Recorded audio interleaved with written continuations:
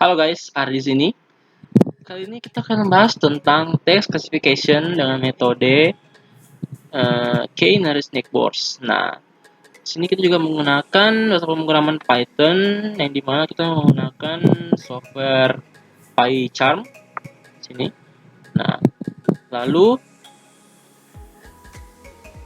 saya dan teman-teman saya akan membahas tentang setiap fungsi pada kode programnya. Oke, kita mulai. Apa itu KNN? Algoritma KNN adalah sebuah metode klasifikasi terhadap sekumpulan data berdasarkan pembelajaran data yang sudah terklasifikasi sebelumnya, termasuk dalam supervised learning di mana hasil query instance yang baru diklasifikasikan berdasarkan mayoritas kedekatan jarak dari kategori yang ada dalam KNN.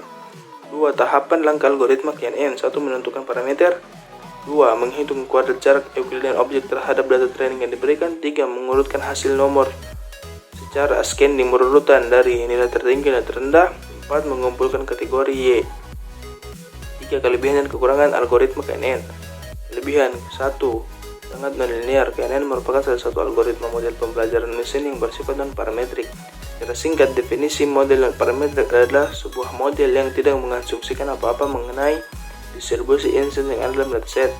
2. Mudah dipahami dan diimplementasikan. Dari paparan yang diberikan dan penjelasan cara penghitungan jarak cukup jelas bahwa algoritma KNN mudah dipahami dan juga mudah diimplementasikan.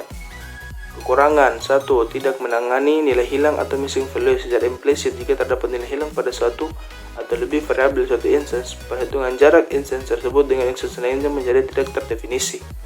2. Rentan terhadap variabel yang non-informatif. Meskipun kita telah menstandarisasi rentan variabel KNN, tetap tidak dapat mengetahui variabel mana yang ada dalam signifikan yang mana yang tidak. 3. Nilai kompetensi yang tinggi untuk mengklasifikasi sebuah instance X. KNN harus menghitung jarak antara X dengan semua instance lain dalam dataset yang kita miliki. Dengan kata lain, kompleksitas waktu klasifikasi KNN berbanding lurus dengan jumlah instance lainnya. Sekian dari saya. Selanjutnya akan dijelaskan teman saya mengenai kode pemrogramannya. Baik, selanjutnya kita buka aplikasinya yang kita gunakan. Kita buka. Sebelum kita memulai projectnya, yang pertama kita lakukan adalah menginstal modul yang akan kita gunakan. Jadi di sini karena kita menggunakan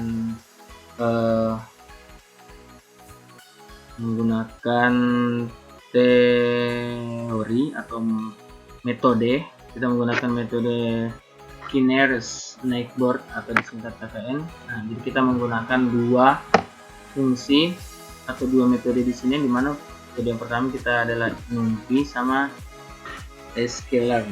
Jadi kita cara menginstalnya adalah kita masuk ke setting, terus kita pilih Python Interpreter. Nah, di sini karena sudah saya install, sudah saya pilih. Kalau misalnya akan menambah modul-modul lain, tinggal klik tambah di sini, tinggal mencari apa yang ingin ditambahkan.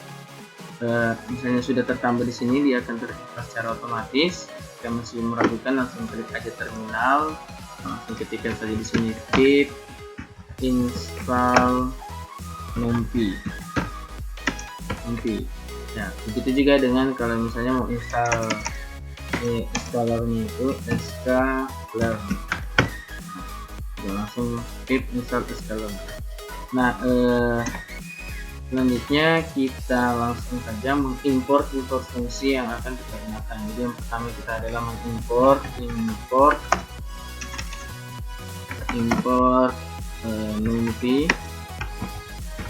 numpy as NP. Di sini dia berfungsi sebagai pemanggilan numpy dengan prefix. Jadi kata asnya itu untuk pemanggilan fungsi-fungsi yang ada di dalam numpy, dimana numpy sebagai sebuah label. Kemudian dengan prefix np untuk proses berikutnya. Selanjutnya kita mengambil fungsi-fungsi dari from sklearn. Jadi kita di sini kita mengambil fungsi yang pertama adalah from sklearn dot dataset ya, dataset kita import menjadi atau kita import ke dalam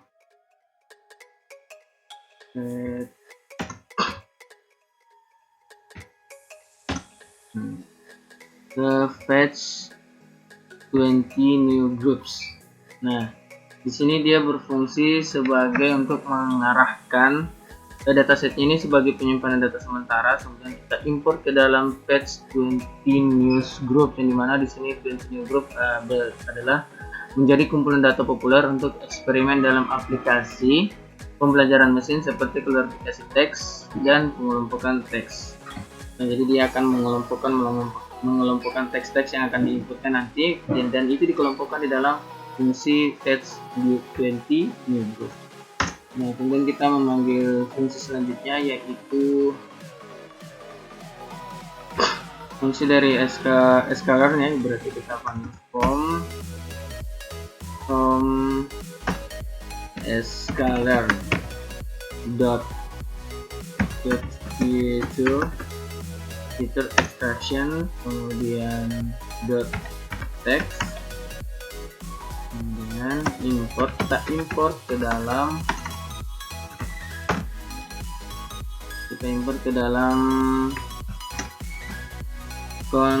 convectorizer, ke dalam sini. Kemudian fungsinya di sini adalah convectorizer ini adalah pra pemrosesan teks, yang dimana membuat token. Jadi teks yang diinputkan tadi itu akan dirubah dalam bentuk angka atau dalam bentuk token, dan juga sebagai pemfilteran stop words. Semua disertakan convectorizer yang membangun kamus fitur dan mengubah dokumen menjadi vektor fitur. Nah, selanjutnya kita memasukkan fungsi yang selanjutnya, yaitu from dari scalar dot extraction dot text import. Nah, kita import di sini ke dalam tfit dev transformer ini. Nah, jadi kita ke dalam sini. Jadi yang ini adalah dimana fungsi dari file transformer ini itu untuk menyesuaikan penafsiran kami dengan data dan kedua transform. Metode yang mengubah matriks hitungan dalam menjadi representasi TF dan IDF. Kedua langkah ini dapat digabungkan untuk mencapai hasil akhir yang sama, cepat melewatkan pemrosesan yang berlebihan.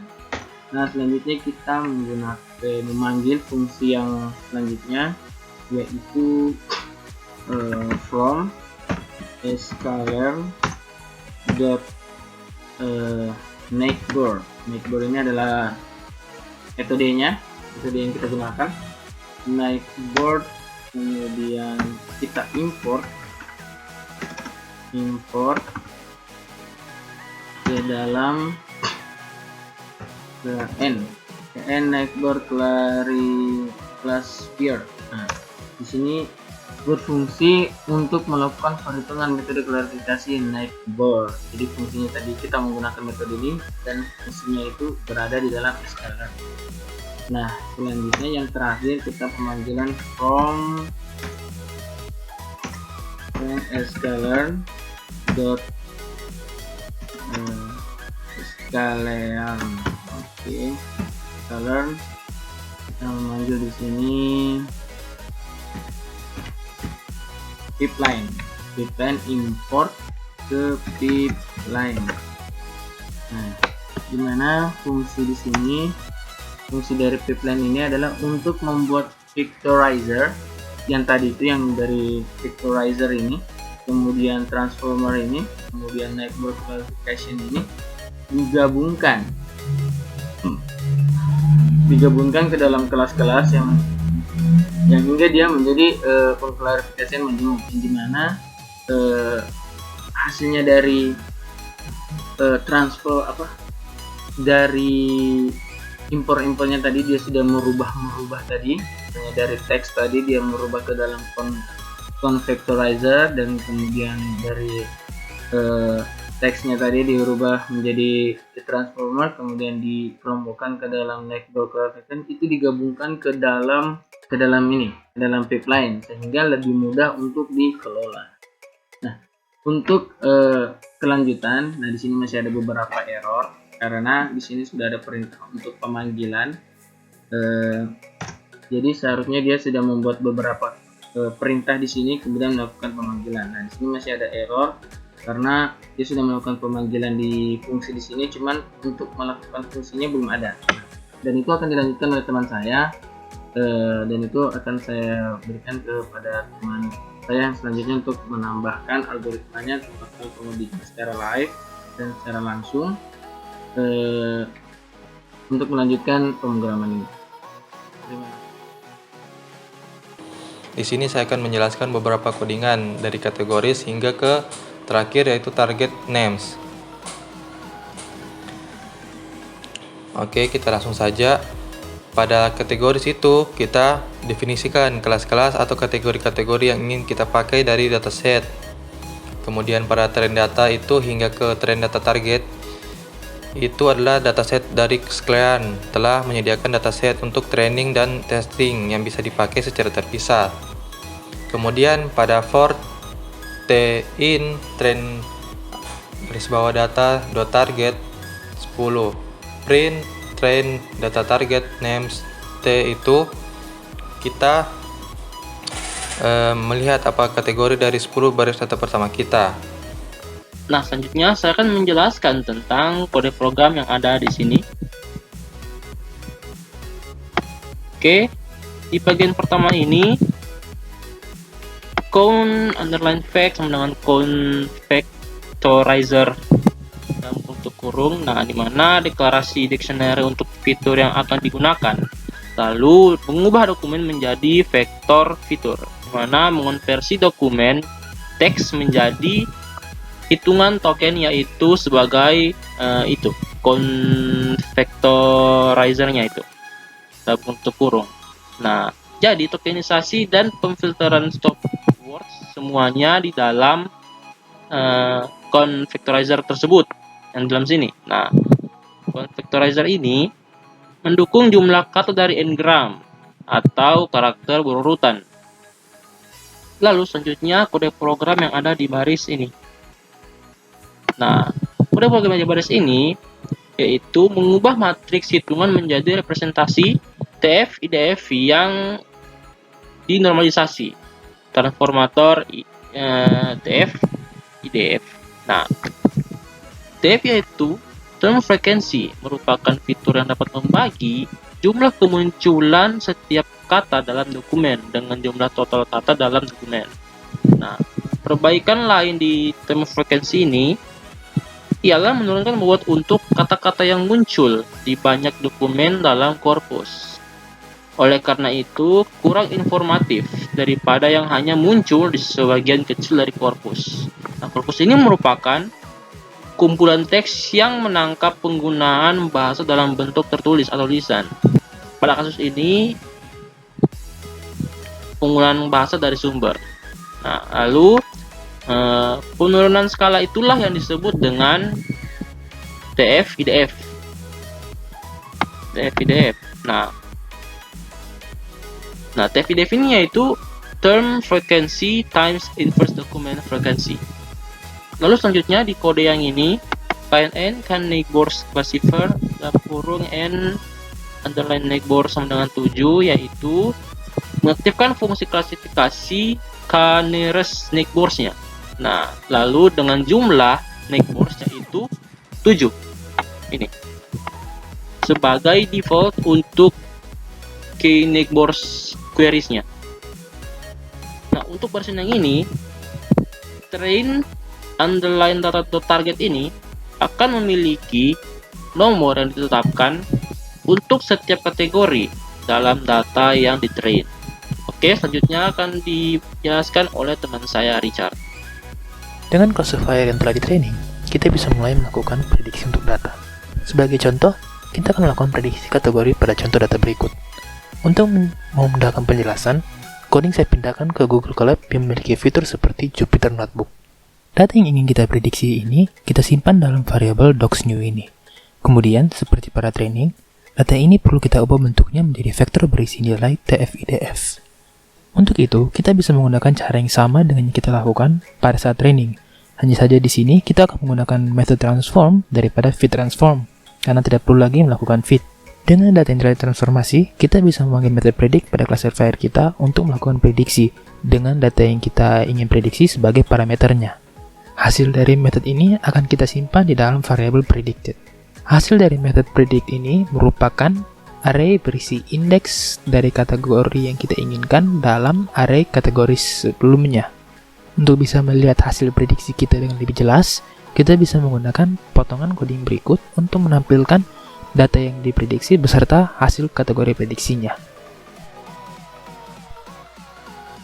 Sebagai tambahan, kita bisa menggunakan pipeline untuk menyederhanakan classifier kita. Dengan pipeline, kita bisa menggabungkan vectorizer, transformer, dan KNN kita ke dalam satu compound classifier. Kemudian, kita bisa menggunakan metode fit lagi untuk melakukan training menggunakan training data yang telah kita miliki sebelumnya. Dengan ini, kita sudah memiliki text classifier yang bisa kita pakai. Kita gunakan predict seperti sebelumnya, dan kita run. Seperti ini hasilnya.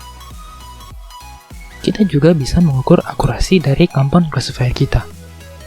Dataset kita memiliki subset testing yang bisa dipakai untuk menguji modelnya.